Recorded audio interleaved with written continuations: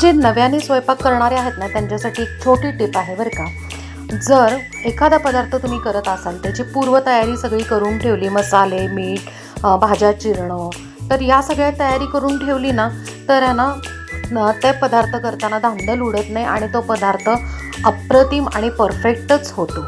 बरं फ्रेंड्स, आता आज आपण आजची जी रेसिपी आहे ती आपली स्ट्रीट स्टाईल आहे सुरतची.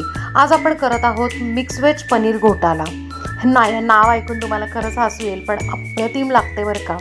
तर इथे मी काय केलं आहे, मिक्स व्हेजिटेबल्स आहे ना, कांदा, ढोबळी मिरची, कॉलीफ्लावर आणि टोमॅटो असे चिरून घेतलेलं आहे. त्यानंतर आतपाव पनीर छान बारीक किसून घेतलं आहे. इकडे आपण एका बाऊलमध्ये मसाल्याची पेस्ट करत आहोत.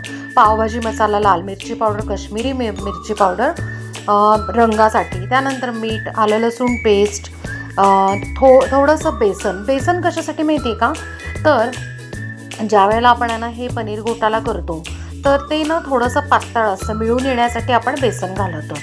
बरं, आता मिक्स व्हेज पनीर घोटाल्यासाठी आपण एका कढईमध्ये थोडंसं जास्त तेल घ्यायचं, थोडं बटर घ्यायचं, तापल्यावर थोडेसे जिरे घालायचे आणि सुरुवातीला कांदा, कॉलीफ्लावर आणि ढोबळी मिरची हे छान परतून घ्यायचं. त्यानंतर बारीक चिरलेला टोमॅटो आणि मसाल्याची पेस्ट घालायची, थोडंसं पाणी घालायचं आणि त्यानंतर आहे ना थोड्या वेळ झाकून ठेवायचं, हार्डली 2 ते 3 मिनटं. त्याला ना मस्त तेल सुटतं, जसं तुम्ही व्हिडिओमध्ये बघताय ना सेम तसंच. इतकं अप्रतिम आणि सुवास पण पसरतो, मस्त छान वास येतो. त्यानंतर आहे ना बारीक किसलेलं पनीर टाकायचं, कसुरी मेथी टाकायची आणि पाणी ॲडजस्ट करायचं. आता पाणी किती ॲडजस्ट करायचं हे सांगू का तुम्हाला. पावभाजीची कन्सिस्टन्सी असते ना एक्झॅक्टली त्या पद्धतीने, फारही पातळ करायचं नाही. त्यानंतर आहे ना मसाले छान पनीरच्या ह्याच्यामध्ये उतरण्यासाठी 2 ते 3 मिनटं आपण झाकून ठेवायचं. तेल असं छान वरती येतं आणि तुम्ही कन्सिस्टन्सी बघू शकता. त्यानंतर छान उकळी आली की गॅस बंद करायचा, बारीक चिरलेली कोथिंबीर घालायची. बरं, आता या पनीर घोटाल्याबरोबर एक तर पाव देतात, नाही तर मग स्लाइस ब्रेड देतात.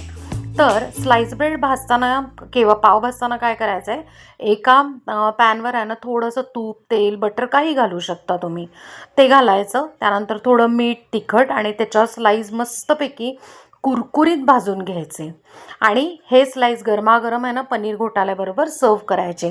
त्याचबरोबर सॅलडमध्ये आपण आहे ना कांदा आणि लिंबूसुद्धा सर्व केलेलं आहे. नक्की करून मला कमेंटमध्ये सांगा. थँक्यू.